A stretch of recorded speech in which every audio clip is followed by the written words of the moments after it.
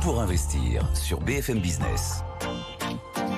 Il va s'installer, il est là, c'est Romain Joudla, fondateur de GreenPeak. Merci d'être avec nous. Bonjour Antoine. Bonjour. Alors, je le disais, c'est vrai que dans l'actualité patrimoniale depuis le début de la semaine, on ne parle que d'or et que de Luxembourg. Voilà, il y a une espèce de maelstrom, de petits wording là, qui arrive autour du Luxembourg. On va rappeler un petit peu ce que c'est du point de vue de l'actualité et de la boîte à outils patrimoniale. Et rappeler aussi qu'il ne faut pas faire n'importe quoi non plus. Donc c'est important que vous soyez là. Qu'est-ce que c'est concrètement ce qu'on appelle un contrat luxembourgeois quand on veut mettre son argent à l'abri ? Oui, tout à fait. Alors, c'est un contrat d'assurance vie, comme un contrat d'assurance vie français, qui va vous permettre en fait de capitaliser, c'est-à-dire d'investir et de capitaliser les intérêts sans qu'ils soient fiscalisés. Un contrat luxembourgeois a finalement une transparence fiscale, c'est-à-dire que si vous êtes résident français, vous avez les avantages de l'assurance vie française et y compris les avantages successoraux, je crois, qui ont été évoqués juste avant. Par la même occasion, cette assurance vie a des avantages qui sont souvent mis en avant pour leur sécurité, notamment juridique. Et c'est pas pour rien qu'on en parle aujourd'hui, puisque entre le risque politique, le risque effectivement sur la soutenabilité de la dette française, beaucoup d'épargnants, comme en juin en fait 2024, finalement se ruent un petit peu sur cette assurance vie luxembourgeoise.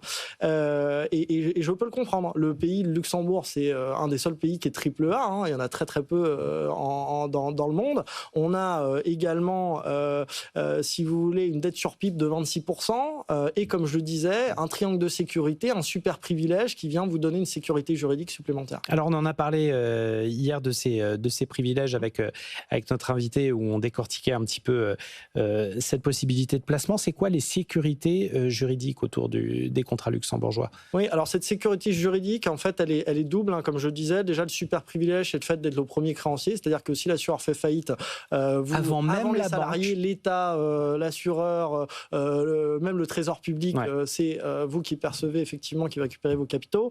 Et puis on a ce fameux triangle de sécurité qui permet la séparation en fait physique et légale de vos actifs entre l'assureur, la banque dépositaire, un commissariat aux assurances luxembourgeois qui vient justement auditer le tout tous les trimestres. Ça vous permet aussi par la même occasion d'éviter la loi Sapin 2. En tout cas, ça c'est ce qui est vendu par le marché de la gestion de patrimoine et parfois peut-être survendu. Voilà, maintenant, c'est pas anodin et c'est pas n'importe quoi. De quoi faut se méfier ? Alors, comme tout, déjà, il faut comparer ce qui existe sur la place. On parlait de l'assurance vie française tout à l'heure. L'assurance vie française est également très sécuritaire. On a un fonds de garantie en France en cas de faillite de l'assureur. On a également des repreneurs. Alors déjà, souvent, il y a une recapitalisation, donc ce risque est très faible. On peut avoir des repreneurs et c'est déjà arrivé par le passé. Et surtout, on a la Solvabilité 2 qui capitalise, qui font que les assureurs ont beaucoup de fonds propres et donc le système finalement français est sécure. Deuxièmement, le sujet loi Sapin dont on parlait tout à l'heure, qui concerne le fonds en euros, finalement on ne va pas au Luxembourg pour aller faire du fonds en euros. Donc pour moi c'est finalement un faux inconvénient et c'est pas pour ça qu'on doit aller au Luxembourg à mon sens. Et surtout pas, même c'est vrai qu'il y a tout un... toute une atmosphère d'incertitude, d'insécurité quand on parle de gestion en ce moment, parce que l'incertitude politique implique ça. Malgré tout, il ne faut pas faire n'importe quoi et surtout pas agir dans un sentiment de panique. On a pu voir après la dissolution, alors peut-être une deuxième qui pointe à l'horizon, mais on a vu énormément de transferts de fonds.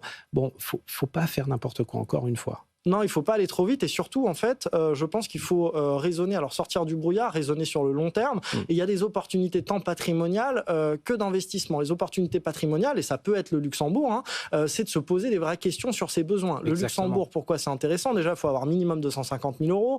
Et si on veut commencer à mettre des placements plus sophistiqués comme du private equity, qui est quand même une vraie force du Luxembourg, c'est un patrimoine financier de minimum 250 000 euros de 1 1,250 million € minimum de patrimoine financier.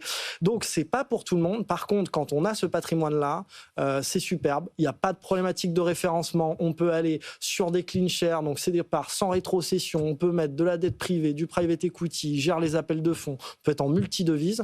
Et en plus, si on part à l'étranger, la mobilité internationale de ce type de contrat est top. Et c'est pour ça qu'il faut aller au Luxembourg. En tout cas, c'est pour ça qu'on y va chez Rochevel. Mais voilà, c'est quand même quelque chose de très spécifique et sur lequel on ne fait pas n'importe quoi. Hein. On va le redire pour terminer cette semaine.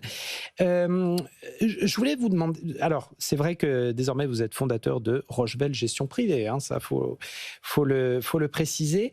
Dans votre portefeuille et dans votre scope, il y a aussi les foncières cotées.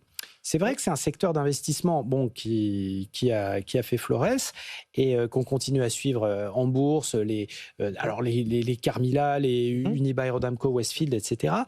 Cela dit, quand on voit ce qui se passe sur les taux là en ce moment, aussi bien du point de vue de la dynamique que du point de vue de la volatilité, il n'y a pas 2-3 problèmes qui se posent quand on est investi sur ce secteur ? Alors tout à fait. Donc en fait, dans ce genre d'environnement, et notamment dans ce genre d'environnement politique, il y a une volatilité très forte qui apparaît. C'était le cas aussi en juin, mais cette volatilité aussi peut finalement se résorber très très rapidement. Ce qui est intéressant de regarder dans ce genre de cas, et je le rappelle, tout investisseur professionnel adore la volatilité, mais les investisseurs particuliers doivent aussi apprécier la volatilité, doivent investir de manière diversifiée, mais doivent aussi saisir des opportunités. Et cette volatilité aujourd'hui sur ce secteur, qui est liée à sa sensibilité au taux long, nous apporte, je pense, des points d'entrée qui peuvent être intéressants dans les prochaines semaines. Donc il faut regarder ce secteur. Pourquoi ? Parce qu'aujourd'hui, ce secteur, il n'est pas survalorisé.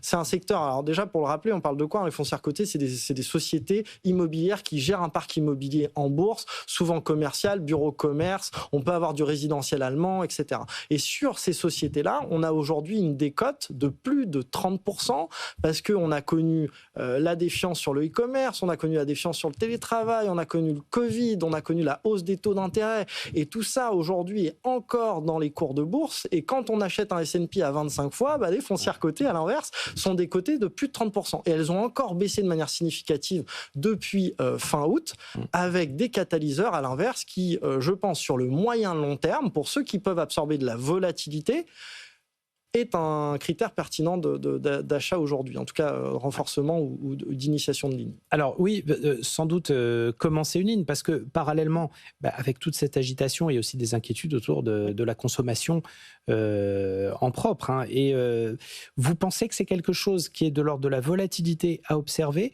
ou simplement une tendance de fond qu'il faut jouer sur un instant T pour se dire ça pourra éventuellement être bénéficiaire sur le long terme? Alors, déjà, un simple conseil sur le long terme, on n'a aucune boule de cristal, on ne peut jamais saisir les points hauts, les points bas, c'est pour ça qu'il ne faut jamais mettre tout son patrimoine en garantie et jamais mettre non plus tout son patrimoine sur des actifs risqués. Aujourd'hui, nous, ce qui va nous intéresser en tant qu'investisseurs, c'est le confort d'investissement au regard d'un cas d'investissement qu'on maîtrise. Les foncières cotées, on connaît le chiffre d'affaires de fin d'année au 1er janvier. C'est quoi ? C'est du patrimoine immobilier, des loyers, c'est très lisible. Aujourd'hui, on a une décote de plus de 30%. Cette décote, aujourd'hui, elle nous permet d'avoir une protection au-delà même d'espérer des gains en capital.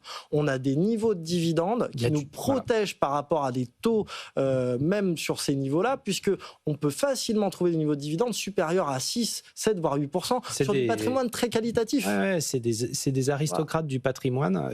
En termes de dividendes, c'est aussi quelque chose à prendre en compte, de la même manière que les taux d'intérêt. Et donc, on reste sur des qualités vraiment étonnantes parfois. Et donc, on peut gagner de l'argent sans attendre de la croissance, parce qu'on a justement cette distribution.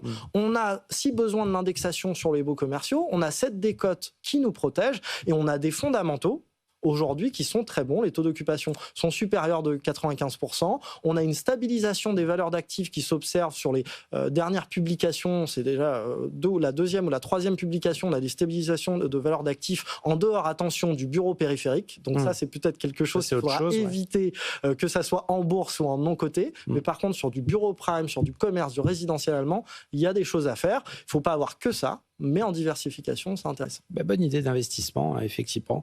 Merci beaucoup d'avoir été avec nous.